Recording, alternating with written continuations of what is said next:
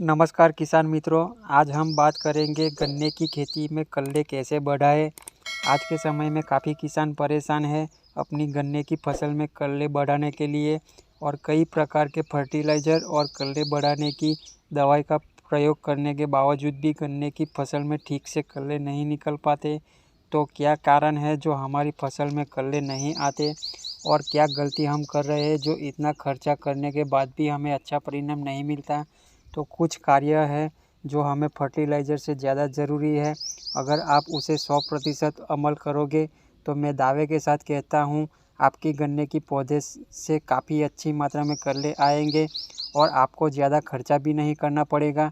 आप जो करते हो वही करते रहो, बस कुछ कार्य है जो आपको सही तरीके से करने पड़ेंगे। अगर आप उस तरह से गन्ने की बुआई करते हो तो आपको कोई अलग से फर्टिलाइज़र या स्प्रे करने की ज़रूरत नहीं पड़ेगी। बिल्कुल फ्री में कल्ले आएंगे। फ्री यानी ऐसा भी नहीं है कि हमें कुछ नहीं करना, हमें उसके लिए मेहनत करनी पड़ेगी और वो भी सही दिशा में और सही तरीके से। तो किसान मित्रों, अभी हम मुद्दे की बात करते हैं, हमारी गन्ने की फसल में कल्ले क्यों नहीं निकलते। तो मैं आपको एक बात बता दूं, फर्टिलाइज़र और कोई भी कल्ले बढ़ाने की दवाई का जो रोल होता है वो सिर्फ 10% होता है और 90% जो रोल रहता है वो हमारी मिट्टी की उर्वरा शक्ति, गन्ने का बीज कैसा है और गन्ना लगाने का तरीका। देखो किसान मित्रों, मैं बार बार कहता हूँ आप फर्टिलाइज़र के पीछे इतने पागल मत बनो और ये भी नहीं कहता कि फर्टिलाइज़र मत डालो। हमें अच्छा उत्पादन लेना है तो किसी भी तरह पोषक तत्व तो देने पड़ेंगे, फिर चाहे वो फर्टिलाइज़र से दे या जैविक तरीके से देना तो पड़ेगा, तभी तो हमें अच्छा उत्पादन मिलेगा। तो चलो हम क्या क्या सावधानी रखनी है उसके बारे में जानते हैं। तो गन्ने की बुआई करने से पहले हमें अपनी खेत की उर्वरा शक्ति को बढ़ाना है। तो उसके लिए हमें खेत की जुताई के समय हम अपनी ज़मीन में गोबर की सड़ी हुई खाद का प्रयोग कर सकते हैं और जुताई के समय गोबर की खाद नहीं दे सकते। तो बुआई के बाद आप अपनी ज़मीन में वेस्ट डिकम्पोजर, सजीव जल, जीवामृत, पंचगव्य, सरसों की खली, नीम की खली का प्रयोग कर सकते हैं। देखो, भूमि उपचार सबसे ज़रूरी कार्य है। फिर बात आती है बीज का चुनाव। तो ज़्यादातर किसान यहीं पे गलती करते हैं। गन्ने का बीज हमें हमेशा 8 से 10 महीने का पसंद करना होगा और उस खेत में बीमारी और रोग ना हो और उसका अगोला भी हरा भरा हो, उस खेत का चुनाव करना है। और बुआई हमेशा एक आँख वाले टुकड़े से करनी है या फिर नर्सरी तैयार करके पौधा लगाना है। देखो, आप चाहो तो 2 आँख वाला टुकड़ा भी लगा सकते हैं, लेकिन मुझे एक आँख वाले टुकड़े में अच्छे परिणाम मिले हैं। हम जैसा बीज पसंद करेंगे वैसी ही हमारी फसल आएगी। हम स्वस्थ और निरोगी बीज का चुनाव करोगे तो हमारी फसल भी स्वस्थ और निरोगी ही रहेगी। तो क्यों हम बीज का चुनाव करने में गलती करते हैं। तो अब हमें आगे जो ध्यान रखना है वो गन्ना लगाने का तरीका। हम जो 28, 30, 32 इंच पे गन्ने की बुआई करते हैं और फिर ट्रैक्टर से पाटा चला के या फावड़े से मिट्टी डालते हैं और पूरे खेत में पानी भर देते हैं, तो हमारा बीज ज़्यादा गहराई में चला जाता है तो जमा होने में देरी हो जाती है।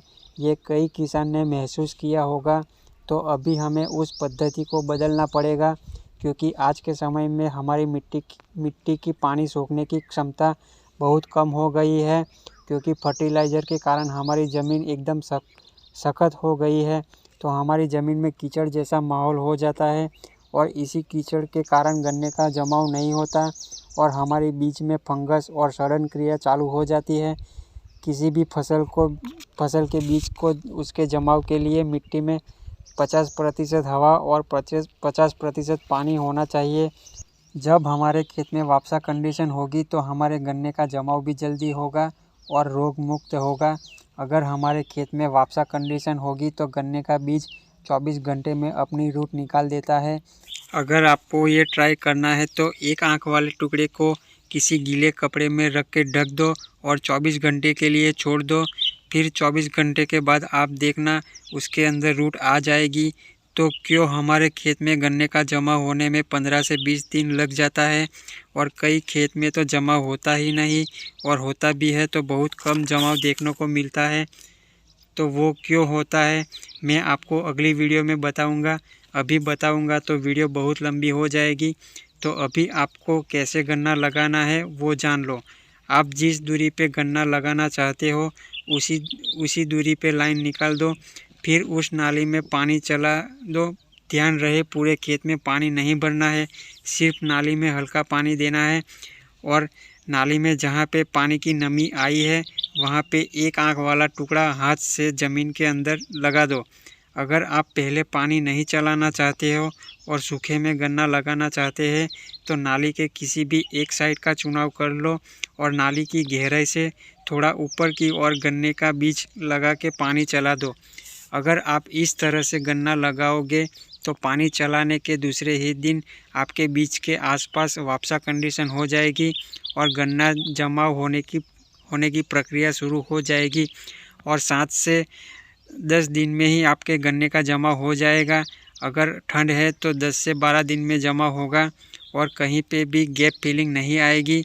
अगर ठंड का मौसम है तो प्रति एकड़ 3 से 4 किलो चूने का प्रयोग करें। तो किसान मित्रों, आप इन सब बातों का ध्यान रखते हैं तो मैं दावे के साथ कहता हूँ आपके खेत में गन्ने का जमा होने में और गन्ने में कल्ले बढ़ाने के लिए कोई अलग से खर्चा नहीं करना पड़ेगा। सिर्फ तरीका बदलने से बहुत सारे फालतू के खर्चे को कम कर सकते हैं और अच्छा उत्पादन ले सकते हैं। अगर आपको लगता है ये सब बातें मायने नहीं रखती तो सिर्फ 5 लाइन में इस तरह से बुआई करके देखना, आपको रिजल्ट आपके सामने दिखेगा। अगर आपको ये वीडियो अच्छी लगी हो तो चैनल को सब्सक्राइब कर लेना। जय जवान जय किसान।